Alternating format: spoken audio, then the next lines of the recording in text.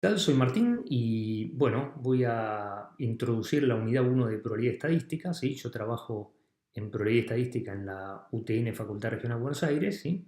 Y bueno, con todo este tema de coronavirus, vamos a perder algunas clases y entonces el cuatrimestre va a quedar un poquito más apretado y estos videos van a permitir que después, tal vez se retome la unidad uno, pero va a permitir que tu profesor, ¿sí?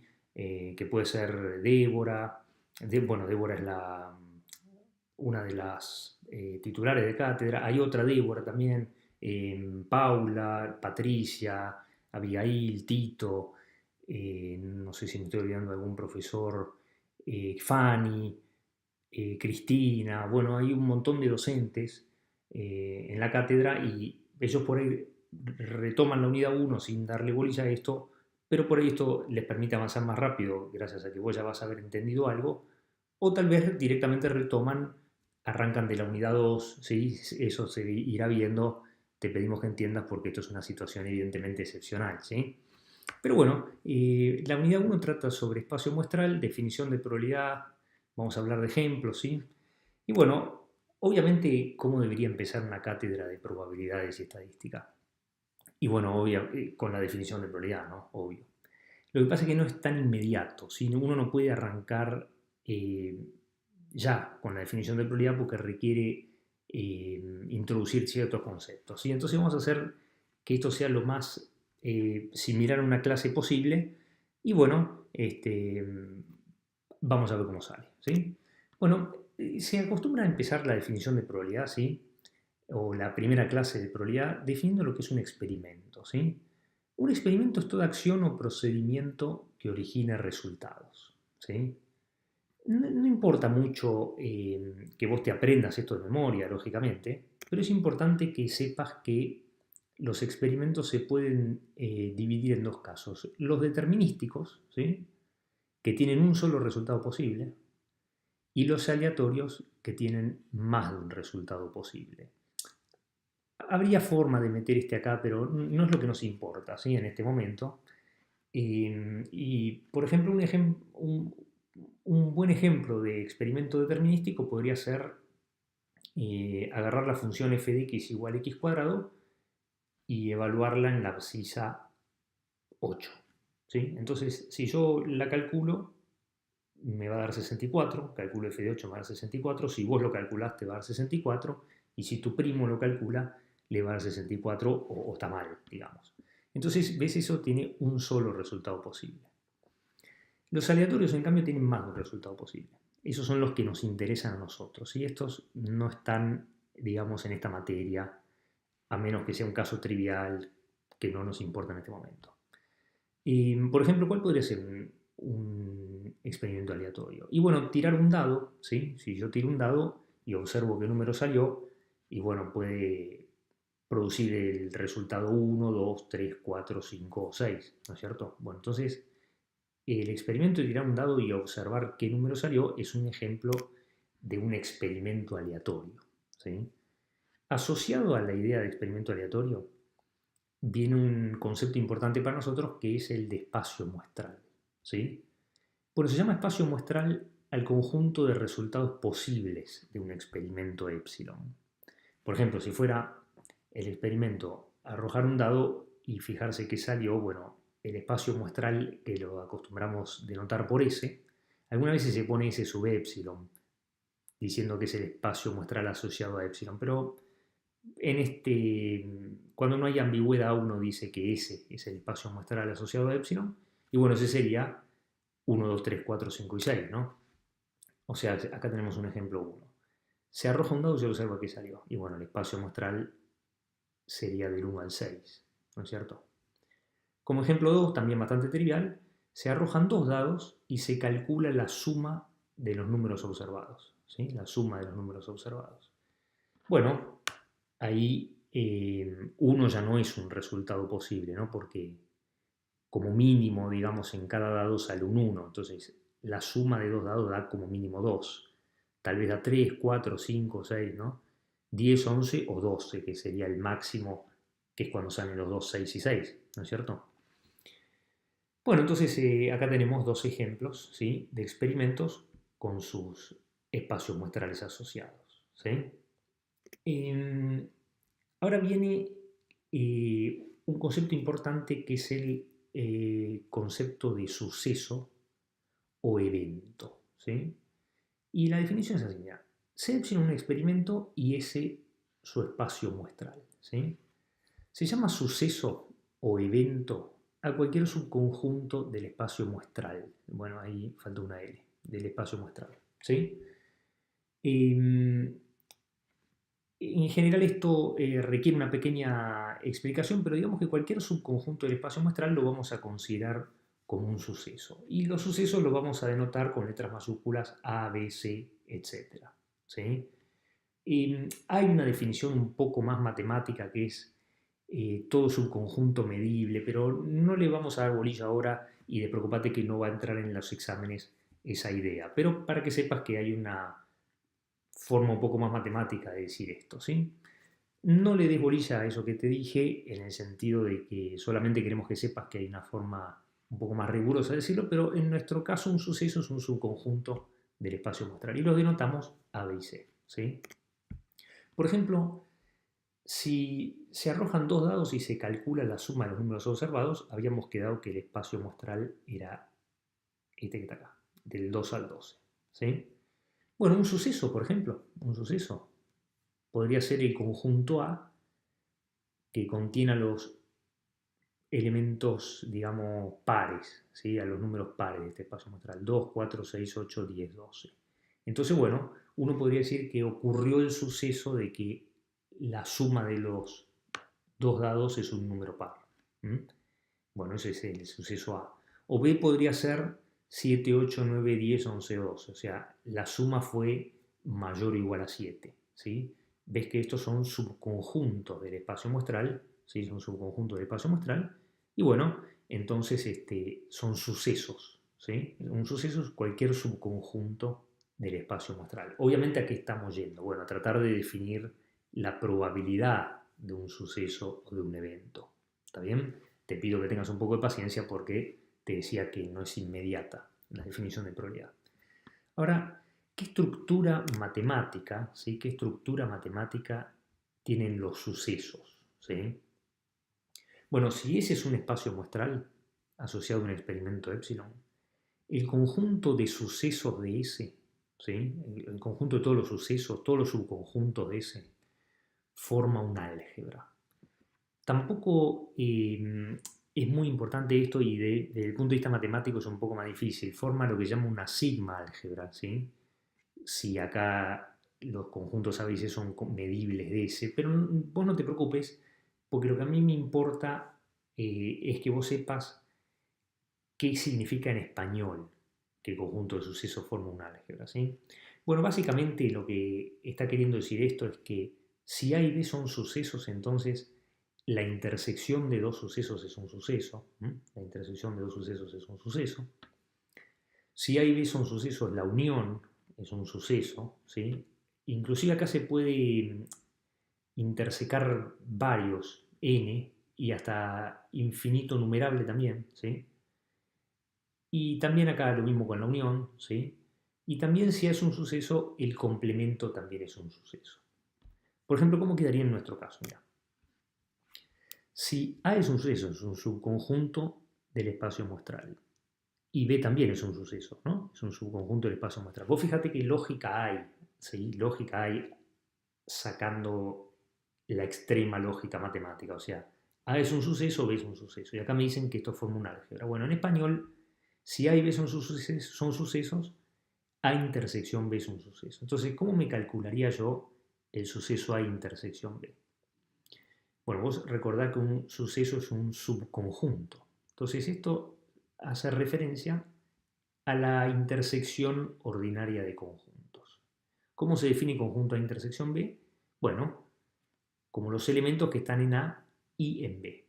Entonces, A intersección B va a contener a los elementos que están en A y en B. Bueno, uno se da cuenta que está solamente el 8, el 10 y el 12, tanto en A como en B. De manera que A intersección B es el conjunto que tiene a los elementos 8, 10 y 12. De la misma manera, unión B, que sería, bueno, todos los que están o en A o en B. O sea que sería 2, 4, 6, ¿sí? Y a partir de acá todos, ¿no? 2, 4, 6, 7, 8, 9, 10, 11, 12. Y si A es un suceso, por ejemplo, acá serían los pares, digamos, ¿sí? El suceso complementario sería de este conjunto total S, o sea, de este espacio muestral S, los que no están en A complemento. Algunas veces se le pone una barrita ahí, tal vez estás acostumbrado a poner una barrita, no hay ningún problema, lógicamente. Y bueno, entonces te quedaría el 3 porque no está en A, ¿sí? El 5 porque no está en A, 7, 9, 11, etc. ¿Está bien? Pero hasta ahora, ¿qué hemos visto? Bueno, lo que es un experimento, el conjunto de resultados posibles, que lo llamamos S, y que los subconjuntos de un espacio muestral los llamamos sucesos o eventos del espacio muestral, y, y bueno, la intersección, la unión y el complemento de sucesos es un suceso. ¿Sí? Eso es lo que me gustaría que manejes hasta ahora. Bueno, finalmente estamos en condiciones ahora de dar la definición capital de nuestra materia. Sea epsilon un experimento y ese su espacio muestral. ¿Sí? Se llama probabilidad en S, o sea, por fin podemos dar la definición de probabilidad, ¿sí? A cualquier función P que va del álgebra de sucesos. Ves que acá hay una A media rara, no es un suceso, es el álgebra de sucesos, ¿sí? Todos los subconjuntos de S, imagínate que fueran. A cada subconjunto de S le va a asignar un número real, bueno, pero no cualquier número real, ¿sí? Vamos a detenernos a detallar estas condiciones en detalle. La primera condición que le vamos a pedir es que la probabilidad del suceso del espacio muestral entero S, ¿sí? La probabilidad del espacio entero S es 1. O sea, la probabilidad del espacio entero S es 1. Eso para arrancar. Y bastante lógico, ¿no? Uno va a intentar representar, digamos, el 100%, ¿sí? La máxima probabilidad. Eso significa que la probabilidad del espacio entero es 1. O sea, de alguna manera algún elemento del espacio ocurre. Eso es lo que está queriendo decir este primer axioma. Después dice que la probabilidad es mayor o igual a 0. Esto bastante lógico, ¿no? Una probabilidad nunca va a ser negativa. Por chiquita que sea, bueno, será 0, pero negativa no es, ¿no? Bastante lógico eso. O sea, para cualquier A incluido en S, o sea, para cualquier suceso de ese, la probabilidad es mayor o igual a 0. ¿Sí? Y después el axioma 3, ¿sí? Dice que si A1 intersección A2 es igual a vacío, o sea, esto, que si los conjuntos son disjuntos, ¿esto te acuerdas qué significa? Que no hay elementos en común entre A1 y A2, que después vamos a dar una definición en otro próximo video. Esto va a tener una expresión propia de la probabilidad que se va a decir que son excluyentes, los sucesos A1 y A2, ¿sí? Entonces la probabilidad de la unión es la suma de las probabilidades. O sea, la probabilidad de A o de B, si no pueden ocurrir en simultáneo, A y B, o la probabilidad de A1 o A2, si no pueden ocurrir en simultáneo, A1 y A2, es igual a la suma de las probabilidades. ¿Sí? Bueno, estos son tres axiomas fundamentales. Hay otras formas de definir probabilidad y por ahí se tratan en la clase. Yo te decía a vos, esto va a permitir avanzar más rápido, pero por ahí a vos te dan otras teorías de la probabilidad, otras formas de definir la probabilidad, ¿sí? Pero bueno, digamos que esta es muy buena para continuar para nuestros objetivos. Y bueno, estos tres axiomas definen lo que es una función de probabilidad, ¿sí? Acá inclusive se puede poner n conjuntos y hasta se puede poner numerables conjuntos, ¿sí? Se puede poner a 1, unión a 2, unión a n, unión, y que esto siga por los siglos de los siglos. Y entonces esta suma, en vez de ser finita, se transforma en una serie. Eso justamente está en conexión con que esta A, estos subconjuntos de S se pide que formen una sigma álgebra, pero no le des bolilla, eso yo te lo comento solamente para que sepas que hay una forma más matemática de dar esto más fuerte, pero no es obviamente lo que le importa a un ingeniero, ¿sí? Pero bueno, si alguna vez agarras un libro fuerte, vas a notar esa idea. En español es mayor o igual a cero, la probabilidad del espacio entero es uno, y si no pueden ocurrir en simultáneo dos sucesos, la probabilidad de la unión es la suma. Bueno, vamos a decir, bueno, está todo muy lindo, Martín, pero hasta que no me des un ejemplo de lo que es una probabilidad, a mí esto no me sirve para nada. Bueno, vamos a ver si podemos dar un ejemplo. Si epsilon es un experimento con espacio muestral finito, por ejemplo, el que vimos antes, ¿viste? El del 1 al 6 o del 2 al 12, ¿sí? Es un espacio muestral finito. Y si definimos la probabilidad de un subconjunto A, de un subconjunto A de S, ¿sí? Cualquier elemento A del álgebra del suceso. ¿Veis? Acá hay una A media rara. Este es el A, un suceso de S, un subconjunto de S. Se define la probabilidad del suceso S como la cantidad de elementos de A dividido la cantidad de elementos de S. Esto no es cero porque acordate que hay al menos dos resultados posibles, inclusive es mayor o igual a 2. Y finito, por ejemplo, podría ser 20, 500, ¿sí? Bueno, si vos definís la probabilidad de A como la cantidad de elementos de A dividido la cantidad de elementos de S, algunas veces esto se escribe casos favorables dividido casos posibles, ¿sí? Ahora vamos a dar un ejemplo. Entonces P es una probabilidad en S, ¿sí? ¿Cómo tendría yo que probar que P es una probabilidad en S? No hace falta que lo hagamos, pero te muestro rápido cómo sería. Yo tendría que probar estos tres axiomas. Por ejemplo, vamos con el primero. ¿Qué sería P de S? Y bueno, tendría que en vez de poner acá A, S. Tendría que poner, ¿no? Bueno, por supuesto, si pongo acá S, tengo que poner acá S. Entonces me queda cardinal de S, a todo esto. Esto es módulo de A, que significa cantidad de elementos de A o cardinal de A. Entonces, si yo acá pongo S, tengo que poner acá S, ¿no? Entonces sería la cantidad de elementos de S dividido la cantidad de elementos de S. Por supuesto que eso es 1. Entonces ves que el primer axioma se satisface. El segundo también, mira, es mayor o igual a 0. Y sí, lógico, mira, porque el número de elementos es mayor o igual a 0 y el denominador es mayor o igual a 0. El cociente es inclusive mayor o igual a 2, o sea, el 0 no es, ¿no? Acuérdate que un experimento aleatorio tiene al menos dos resultados posibles, así que esto es mayor o igual a 0 porque es el cociente de dos cosas mayores o iguales a 0 y el denominador inclusive mayor o igual a 2, así que es mayor o igual a 0. Y después si yo acá en donde dice A pongo A1 intersección A1 unión A2, P de A1 unión A2, con la hipótesis de que son disjuntos, A1 y A2, o sea, no tienen elementos en común, acá tendría que poner cantidad de elementos de A1 unión A2. Claro, pero si son disjuntos, o sea, si no tienen elementos en común, la cantidad de elementos de la unión es la suma. En la suma. Acá va a quedar cardinal de A1 más cardinal de A2. Y cuando le das el denominador a cada uno de ellos, te queda cardinal de A1 dividido S más cardinal de A2 dividido S, es decir, la probabilidad de A1 más la probabilidad de A2. ¿Está bien? O sea, esta definición satisface estos tres axiomas. ¿Está bien? Así que es un ejemplo de una probabilidad muy útil, ¿sí? Y bueno, vamos a ver si podemos utilizar este ejemplo, ¿sí? Este es el ejercicio 9 de la guía, ¿sí? La guía que tenemos en la facultad, ¿sí? Y bueno, el ejercicio 9 dice, se eligen al azar tres motores de un conjunto de 10, entre los cuales 4 son a inyección, ¿sí?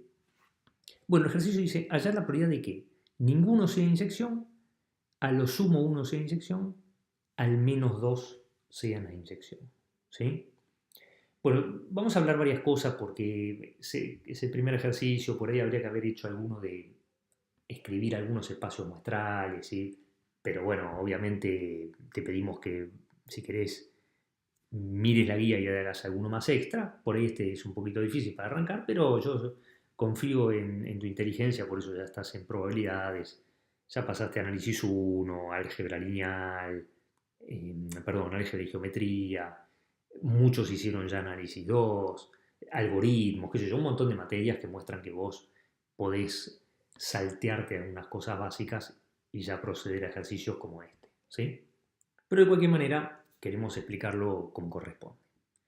Una muy buena idea para enfocar, o para encarar, mejor dicho, ejercicio de probabilidad, es tratar de imaginarse lo que pasa, ¿sí?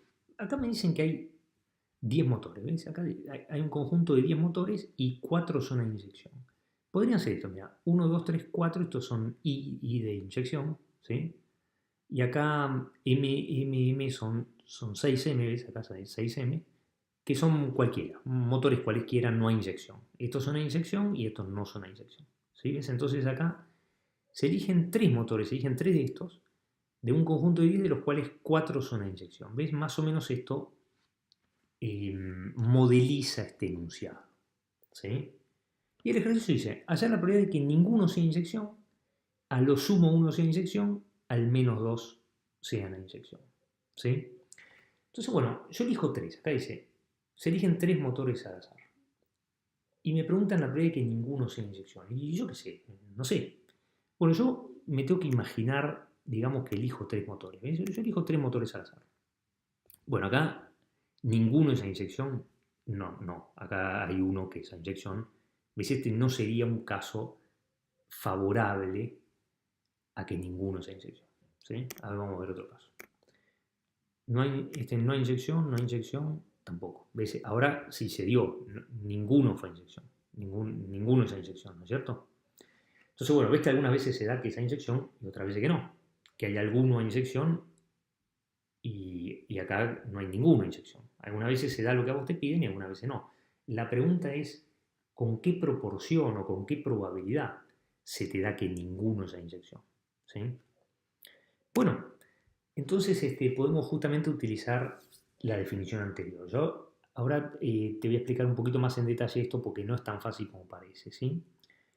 Mi espacio muestral no serían los motores. Es un poquito difícil de entender esto. Mi espacio muestral son las ternas de motores que elegí, de alguna manera, ¿sí? Por ejemplo, una de las que se dio antes, imagínate que agarro después este y después este motor. Bueno, ese es un elemento del espacio muestral que es del experimento que yo agarro 3 motores de acá, ¿sí? No te imagines que el espacio muestral es esto. El espacio muestral son ternas que yo saco de acá. ¿Está bien? Una muy buena idea es, aplicando la definición anterior, acá uno asume que cada terna es igualmente probable, ¿sí? Es igualmente probable que vos elijas cualquiera de estos 10 motores. Y eso produce que es igualmente probable cada terna que vos elegís, ¿sí? Bueno, entonces, eh, cantidad de formas de elegir 3 motores, ¿no? Siempre es bueno calcular primero el denominador, los casos posibles que se dice, ¿sí? La cantidad de formas de elegir 3 motores, bueno, vamos a ver, ¿sí? Yo acá tengo 10 motores, ¿no? Olvídate cuántos hay en inyección y cuántos no, porque estos son cantidad de formas de elegir 3 motores. Bueno, si yo me elijo este motor y este motor, es una forma. Pero podría haber elegido este, después este. Pero ¿qué es lo importante? Yo primero elijo un motor. Por supuesto acá estamos asumiendo también que la elección de estos motores es sin reposición. O sea, yo agarro primero un motor, por ejemplo este, y me quedan 9. Entonces yo creo que el primer motor de los 3 que voy a elegir, lo puedo elegir de 10 maneras. Y fíjate la idea en que, fíjate tu cerebro en que elegiste este. Mira, elegiste este. El primero de la serie. Este vino acá. Chao. Queda. Este podría haber sido este o cualquiera de los otros 10, ¿sí? Pero suponete que elegiste este. Entonces quedan 9 ahora. Quedan 9 motores, porque este ya no va. Estamos asumiendo que es sin reposición, ¿sí? Entonces, bueno, después, por cada uno que vos hayas elegido, por ejemplo este, quedarían 9, ¿sí? Suponete que elegiste este. Y después este no está y este no está. Entonces quedan 8 para el tercer motor. Entonces la cantidad de formas de elegir 3 motores es 10 por 9 por 8, ¿sí? Ese sería la cantidad de ternas que vos podés elegir de estos 10, asumiendo que vos elegís cualquiera de estos igualmente probables, ¿sí? Y ahora vamos a calcular la cantidad de formas de que ninguno sea inyección. Y bueno, por ejemplo, podría elegir este y este. ¿Está bien? Bueno, el primero que elegís ¿cuántas posibilidades tiene? Bueno, estos 6, porque no puede ser inyección, no puede ser uno de estos 4. Entonces quedan solo este, ¿sí? Quedaría 6 para el primero, después para el segundo quedarían 5, porque suponete que elegiste este, te quedan solo 5. Si después tachaste este, te quedan 4, ¿no? Entonces, la probabilidad de que ninguno sea inyección es 6 por 5 por 4 dividido 10 por 9 por 8. ¿Se entiende más o menos? Yo creo que con la idea anterior de que van bajando los motorcitos, está bastante claro que esta es una posibilidad, ¿sí? Que esta es una buena respuesta, mejor dicho. Y después la parte B dice, a lo sumo 1 sea inyección. Bueno, a lo sumo 1 sea inyección. ¿Qué entendés vos por a lo sumo 1 sea inyección? Y bueno, a lo sumo 1 es o 0 o 1, ¿no es cierto? A lo sumo 1 es o 0 o 1. Por ejemplo, o sea, eso sería ninguno inyección, 0 inyección, o 1 inyección. A veces si uno quiere enfatizar que es 1 posta, exactamente, uno pone o exactamente 1 inyección. Ahora vos suponete, mira, repasando un poquito, esto es un suceso, que salga ninguno inyección. ¿Sí? De los 3, que ninguno sea inyección. Y este es otro suceso. De los 3, que haya exactamente una inyección. ¿Pueden darse en simultáneo este suceso y este suceso? No. Porque o no hay ninguna inyección o hay exactamente una inyección. No hay forma de que todos se den en simultáneo. Entonces, ¿yo qué puedo hacer? Aplicando el axioma 3 de la probabilidad, ¿te acordás? La probabilidad de la intersección, de la probabilidad de la unión es la suma de las probabilidades. Es la probabilidad de este más la probabilidad de este si no pueden ocurrir juntos. Y bueno, justamente es el caso. No puede ocurrir que no haya ninguna inyección y una inyección, porque es contradictorio eso. Entonces esto me permite sumar, o sea, calcular la probabilidad de ninguna inyección más la probabilidad de exactamente una inyección. La probabilidad de ninguna inyección, bueno, ya la tengo que calcular, es la que teníamos antes, ¿o no? Y ahora viene la probabilidad de exactamente 1 a inyección. Esto es un poquito más difícil. Hacerme caso no es tan fácil, ¿sí? Por ejemplo, el denominador no hay duda. El denominador no hay duda. 10 por 9 por 8.